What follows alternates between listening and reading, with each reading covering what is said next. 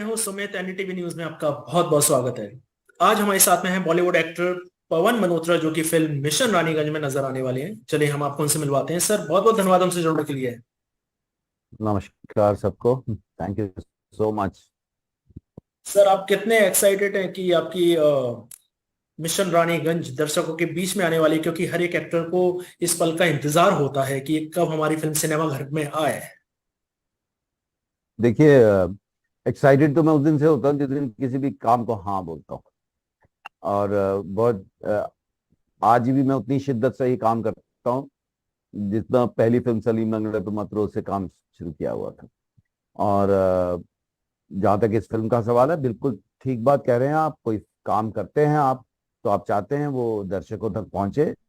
और आपने जिसमें अपना मन और मेहनत लगाई है, वो इसीलिए लगाई है कि आपको उस काम में विश्वास है, तो आप चाहते हैं लोग उसको पसंद करें, या उसका रिजल्ट क्या आता है, जो बेस्ट मिलता है वो देखें। और अभी क्योंकि ओ माय गॉड 2 आके गई है, और ये मेरी तीसरी फिल्म है अक्षय कुमार के साथ। पहली रुस्तम थी, फिर ओ माय गॉड 2 थी, और अभी ये है। और जहां तक मुझे लगता है कि फिल्म दर्शकों को पसंद आएगी। ये एक सच्ची घटना पे आधारित फिल्म है। 89 में एक कोल माइन बंगाल में फ्लडेड हम्म। हो गई थी। और हम्म। जनरली ऐसा होता है कि बहुत कम होता है कि लोग निकाले जाते हैं, हम्म। फंस हम्म। जाते हैं, और ऑल ओवर वर्ल्ड ऐसे हालात रहे हैं। और इसमें एक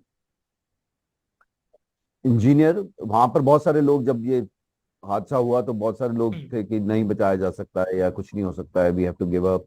और एक इंजीनियर गिल थे वहां पर, सरदार जी। उन्होंने बोला कि नहीं, जब तक हमें उम्मीद है कि कोई शायद जिंदा है, तो हम कोशिश करेंगे। और उनका आइडिया ये था कि एक आदमी जो पूरा मैप जानता है उसको बुलाया, और उसने बताया कि फलां जगह इतनी हाइट होगी, जिसने एक बार सर्वे कर चुका था 2 बार। और तो उन्होंने सोचा कि सब लोग हाइट पे चल के आएंगे पानी से बचने के लिए, जो खदान में हाइट है। और एक छेद किया गया वहां, एक बोरिंग की गई। और मैं जो किरदार कर रहा हूँ, जब ये तय होता है कि एक हम बोरिंग करेंगे इस जगह पर, और देखेंगे अगर लोग यहाँ पर हैं तो हम उनको बाहर निकालेंगे। एक कैप्सूल सी बनाई गई, लिफ्ट सी, एक गोल सी चीज, जो उस गड्ढे में अंदर जाएगी, और एक एक करके किसी सबको निकालेंगे। और ये बिल्कुल सच्ची घटना है। और मैं जो किरदार कर रहा हूँ, जब तय किया गया कि एक छेद करेंगे, तो मुझे, जो मैं किरदार बिंदल का कर रहा हूँ, उन्हें बुलाया जाता है कि वो इस काम में। और फिर क्या जद्दोजहद, कुछ आपस का ये, और फिर किस तरह एक एक करके निकाला गया। और 64 लोगों की जान बचाई गई थी। मैं अभी तक 57 कहता था, पर 64 लोग एक्चुअली, और 89 में ये हुआ था। और अब जब बन गई थी कैप्सूल, तो नीचे जाने के लिए सरदार जी गए थे, और ताकि लोगों को वहां बताना था, और कोई जाने को तैयार नहीं था। तो he said no, I will go. वो गए, और उन्होंने फिर वहां सबको एक एक करके भेजा। और जब सब लोग आ गए, तो आखिर में वो आए थे। ये, इसमें कोई झूठ नहीं, बिल्कुल सच सच है ये बात। और बहुत सारे लोगों का एक एफर्ट, उनका एक idea, and not to give up. तो ये फिल्म ये भी सिखाती है कि डोंट गिव अप। होप जहां पर भी है, वहां पर रोशनी की कुछ किरण जरूर मैं आएगी। मैं एक चीज पूछना चाहूंगा कि इस कैरेक्टर को तो आपने रियल लाइफ में जिया है, तो कभी शूटिंग करते वक्त आप थोड़ा इमोशनल हुए? क्योंकि इस चीज को आपने फील किया है कि उन लोगों के साथ क्या हुआ। सच बताऊं तो शूटिंग करते वक्त तो इमोशनल नहीं हुए थे, क्योंकि वो शॉर्ट्स कट्स में होते हैं, उस वक्त आप अपना। अभी जब फिल्म देखी तो मैं इमोशनल हुआ। एक्चुअली फिल्म में एक जगह, of course I am part of the film, और लोगों को स्ट्रेंज लगेगा, मैं आज भी बाकी फिल्में देख के भी, ऐसा नहीं कि ये फिल्म, मैं कई बार मेरी आंखों में आंसू आते हैं। ये बहुत मेरे साथ कॉमन है। और इस फिल्म में भी, जबकि मैं इस फिल्म का हिस्सा हूँ, मैं भी एक जगह टुवर्ड द एंड जाके I had tears in my eyes. And I am very happy, मुझे बहुत खुशी है कि मैं इस तरह की फिल्म का हिस्सा हूँ। और ओ माय गॉड 2 के बाद ये आती है मेरी फिल्म। तो ओ माय गॉड 2 भी, I am very proud of that film, कि I am part of that film. It's one of the best written, well written film, oh my God 2। और उसके बाद फिर ये आती है एकदम अलग फिल्म, और ये भी दर्शकों को जो है कुर्सी की एज पे लाएगी। आपने ये कैरेक्टर करने के लिए, खासकर ये फिल्म साइन करने के लिए आपने कुछ तो वर्कआउट किया होगा, कि आपने पूरी कुछ स्टडी की होगी, ऐसा कुछ? कैसे आपने नहीं, एक नहीं, प्रिपरेशन मैं की अपने आपको सच कैरेक्टर को बताता लेकर? हूँ। सच बात तो ये है कि जब डायरेक्टर ने मुझे अप्रोच किया इस फिल्म के लिए, उससे पहले ये इंसिडेंट हुआ था, उसके बारे में मुझे मालूम भी नहीं था, और इस तरह ये सब हुआ। हो सकता है 89 में हमने कहीं तीसरे चौथे पांचवें 11वें पेज पे न्यूज पढ़ी हो, एक छोटी सी coal mine flooded, you know, and so many और पीपल रेस्क्यूड, हमने वो पेज पलट दिया हो, जो कि मुझे याद भी नहीं है। और ये सच्ची घटना है। ये कैरेक्टर्स थे, ये मुझे जब डायरेक्टर ने फोन किया, मुझे याद है मैं बम्बई में नहीं था, और मैं इस डायरेक्टर के साथ रुस्तम कर चुका था। रुस्तम भी इन्होंने तीनों दिशाई नहीं डायरेक्ट की थी।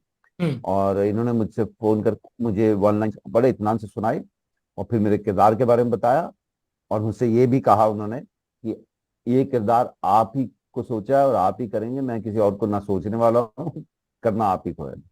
और जाहिर सी बात है कि डायरेक्टर जिसका काम किया वो तो कह रहे हैं, वो अलग चीज है, पर ऐसी फिल्म का हिस्सा बनना अपने आप में, मुझे लगता है कि रोल की लेंथ क्या है ऐसी जरूरी नहीं होती आपके पास करने को। ऑफकोर्स बहुत कुछ आप शूट करते हैं, कटता भी है, वो अलग बात है, पर फिल्म बहुत, अब जब मैंने देखी तो मैं बहुत खुश हुआ, फिल्म बहुत अच्छी निकल के आई है, और डायरेक्टर ने और सभी ने अपना काम बहुत बढ़िया किया है। बहुत बड़ी कास्ट है, बड़ी फिल्म था, बड़े प्रोजेक्ट था, और बहुत जगह शूट हुई, सेट लगाए गए, ओरिजिनल लोकेशन पे कोल माइंस में जाके शूट की गई है, जहाँ जा रहे हैं, तो कई जगह पर शूटिंग हुई इसकी। बहुत सारे वीएफएक्स भी करने पड़े, जिस तरह पानी का फ्लडिंग है ये वो। अ, एक बार तो सबको देखनी चाहिए। आप अपने फिल्मी करियर में काफी तरह के कैरेक्टर्स कर चुके हैं आप, पॉजिटिव नेगेटिव। तो आपके बेसिकली ड्रीम रोल क्या है जो आप अभी, जो आप नहीं कर पाए और करना चाहते हैं फ्यूचर? देखिए, मैं ऐसे, सच बात है, मैंने कभी नहीं सोचा इस तरह से कि मुझे इस तरह का रोल करना है, इस तरह कैरेक्टर करना है। सच बात यह है कि आज तक जितना भी मैंने काम किया, ये इसमें बिल्कुल सच्चाई है, वो सब मेरी झोली में आया, सामने से आया। जो मैं बहुत साल पहले फिर जाके मांगना बंद कर दिया, क्योंकि मुझे एहसास हुआ, ऑफकोर्स जाते थे, मिलते थे प्रोड्यूसर डायरेक्टर से, कि जो भी काम मैंने मांगा वो मिला नहीं, और जो भी काम आया झोली में आया। और फिर पहली फिल्म सलीम मंगले तो मतलब मैं तो सोच भी नहीं रहा था, जबकि मैं उनके साथ नुक्कड़ कर चुका था, उनका मैं प्रोडक्शन मैनेजर रह चुका था, सईद मिर्जा साहब का। और जब वो स्क्रिप्ट तैयार हो रही थी, मुझे मालूम था उस पर काम हो रहा है, और वो किसी और एक्टर को दिमाग में हो रही थी। फिर उसके बाद भी जब वो कास्टिंग चेंज करके सोच रहे थे, तो मैंने नहीं सोचा था कि मुझे सलीम का रोल मिलेगा, पर वो झोली में आया। और सलीम लंगड़े की वजह से मुझे बाग बहादुर मिली, इन दो फिल्मों की वजह से मुझे ब्रदर्स इन ट्रबल, एक अंग्रेजी फिल्म मैंने की है, उसमें ओमपुरी साहब भी है। हम्म। पहले सीन से आखिरी सीन तक हूँ इलीगल इमिग्रेंट्स पे, ब्रदर्स इन हम्म। ट्रबल, वो मिली। इन तीनों फिल्मों की वजह से अनुराग कश्यप मेरे पास है, मैं उनको जानता भी नहीं था, तो ब्लैक फ्राइडे मिली। और इस तरह चेंज चलती गई, जब वी मेट की, उसके बाद रोड टू संगम की, चिल्ड्रन ऑफ वॉर की। ये सब डायरेक्टर्स जो हैं, मैं इनको जानता नहीं था, ये सब मेरे पास इसलिए आए क्योंकि मेरे काम से काम नहीं होता। और इसमें भी सच है कि मैं ऐसा कभी नहीं सोच के बैठा होता हूँ कि ये रोल आएगा तो ऐसा करूंगा। अगर आपने मेरे करियर पे ध्यान दिया हो, तो अगर मैंने बैक टू बैक, लोग कहते हैं सरदार, मैं कहता हूँ भाई वो इंसान है, उसकी सिचुएशन अलग हो सकती है। जैसे मैंने, फॉर एग्जाम्पल, आप अगर सलीम लंगड़े पे मत रो देखेंगे, और ब्लैक फ्राइडे देखेंगे, और भिंडी बाजार देखेंगे, वो अंडरवर्ल्ड है। हम्म। पर हम्म। वो तीनों अलग लोग हैं। या जब भी मैं कह लीजिए, या भाग मिल्खा भाग कह लीजिए, या मुबारका कह लीजिए, या ग्रहण अगर ओटीटी है, और ग्रहण और टब्बर तो मैंने बैक टू बैक किए थे, दोनों में सरदार हूँ। पर मैं इस तरह नहीं सोचता हूँ कि एक देखने में पगड़ी बांधता है, दाढ़ी है, सरदार है, या अंडरवर्ल्ड कर रहा, तो वही हर में बॉडी लैंग्वेज अलग होती है, जो स्क्रिप्ट से ही लेता हूँ, मैं घर से कुछ नहीं सोच के जाता हूँ। हम्म। सो जब मेरे पास फिल्म आ जाती है, रोल आ जाता है, मैं उसको अगर हाँ बोलता हूँ, तब मैं उसमें सोचना शुरू करता हूँ कि क्या हो।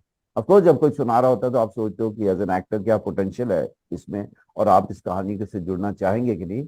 और मैंने तो तरह तरह की फिल्में की हैं, मोटा मोटा मेरा जो काम है वो थोड़ा डिफरेंट है, लेकिन मैं तो डॉन और जुड़वा जैसी फिल्में भी की है मैंने, है ना, हार्डकोर कमर्शियल फिल्म पर रेस भी की है। एज एन एक्टर आपको हर तरह के जॉनर में काम करना चाहिए। पर जनरली मेरा, अगर आप देखेंगे बॉडी ऑफ वर्क, तो even commercial film like Delhi 6 और भाग मिल्खा भाग, है ना, और चलने को तो सलीम लंगड़े पे मतलब भी बहुत बड़ी हिट थी, और हम्म। ब्लैक फ्राइडे भी बहुत सराही गई, जो कि रेगुलर कमर्शियल सिनेमा में, कमर्शियल तो सब है जहाँ पैसे लग रहे हैं वो कमर्शियल ही है, पर एक चलो यूं कह लीजिए कि एक थोड़ा मोर रियलिस्टिक और एक मसाला वाला सिनेमा, तो मैंने दोनों किए हैं, पर ज्यादातर अप्रोच रियलिस्टिक की रही है ना। और इस फिल्म में तो जो किरदार किया है, तो जब मेरा कैरेक्टर इंट्रोड्यूस होता है फिल्म में, पहली बार दिखाते हैं और उसको बताया जाता है कि इस तरह हो गया, और वो जल्दी जल्दी अपना पूरा ऑन्टोराज लेके, अपनी सब लोग लेके, और वो अपने ट्रक्स और वो सब लेके निकलता है वहां से अपनी क्रेन्स लेके, तो वो चलने से पहले मंदिर में प्रणाम करता है भगवान से, और फिर एक बुजुर्ग बैठे हैं उनके पाँव छूता है, तो हम फिल्म में ऐसे दिखा रहे हैं अपने पिता के पाँव छू रहा है, लेकिन दरअसल जो मैंने बिंदल का कैरेक्टर किया वो असली थे, उन्हीं की फैक्ट्री में हमने जाके वो शूट किया ओरिजिनल जगह पे, दुर्गापुर में। तो वो भी एक इंटरेस्टिंग चीज है। मेरा आपसे एक आखिरी सवाल कि आप पहले कभी मध्य प्रदेश आए, भोपाल या दूसरी जगह? जी, भोपाल में मैंने शिक्षा मंडल, अगर आपने देखा हो MX प्ले पर, वो मैंने भोपाल में ही शूट किया, और हाँ, इंदौर भी गया कुछ हूँ। ऐसे कुछ ऐसी मेमोरियल मोमेंट जिसको आप मुंबई में मिस करते हो या दुनिया के किसी भी कोने में हो वहां में मिस करते हो, खाना हुआ या कुछ दूसरी चीज हुई? मैं हमेशा खाना जो है, मैं एक्चुअली बहुत सिंपल खाना पसंद करता हूँ, अगर अच्छा होगा तो खाता हूँ, इंडियन फूड खाता हूँ, और ज्यादातर वेजिटेरियन खाना खाता हूँ। और मैं हमेशा कहता हूँ, मैं जीने के लिए खा रहा हूँ, खाने के लिए नहीं जी रहा हूँ। ऑफ कोर्स, जब ऐसा नहीं है कि बिल्कुल कोई नीरस हूँ और कोई स्वाद नहीं लेता हूँ, पर मेरे लिए खाना ऐसा, वो भोपाल वगैरह ऐसी जगह जब कभी जाते हैं, है ना, या इंदौर गए, जैसे इंदौर में मुझे याद है कि दो एक्सपीरियंसेस बताता हूँ इंदौर के। एक, हम बहुत पहले कॉर्पोरेट फिल्म शूट करने गए थे, तो हमारे डायरेक्टर हमें, सराफा बाजार है वहाँ, जी और जी शाम जी। को सब होमचे वाले आ जाते हैं 5:30-6 1 बजे के बाद, और हमने वहाँ खूब खाया था, अलग अलग अलग चीजें, रबड़ी, ये वो, जैसे होता है ना कि आज तो बस हम्म। देखी जाएगी, कोई बात नहीं। और फिर मैं एक फिल्म फेस्टिवल ऑर्गेनाइज करते हैं या फिल्में दिखाते हैं, एक फिल्म सोसाइटी है रादर, वहां उन्होंने मेरी फिल्म दिखाई थी, तो मैं उस सिलसिले में गया था, तब वो भी मुझे सराफा बाजार ले गए थे। और फिर एक 36 दुकान या ऐसा था, वहां जाके और फिर एक कहीं जाके पान भी खाया था। तो इस तरह का स्वाद लेते हैं, ऐसा नहीं है कि नहीं लेते। और वो मुझे जगह सराफा बाजार में अच्छी भी लगी कि खोमचे तरह तरह के लगे, इधर रबड़ी खा लो, इधर मक्के का कुछ खा लो, तो भुट्टा का, इधर फलानी चाट खा लो, और वही इस खोमचे से इस खोमचे, मतलब दोनों बार ऐसा हुआ कि पेट भर के ऐसे खाया कि रात को डिनर की जरूरत नहीं थी, वहीं बस उसके बाद खा भी नहीं सकते, पान की ज्यादा जरूरत थी, पान भी वो स्पेशल जगह ले गए थे। तो उस तरह से एंजॉय करते हैं, आप जीवन जीते हैं, ऐसा नहीं है।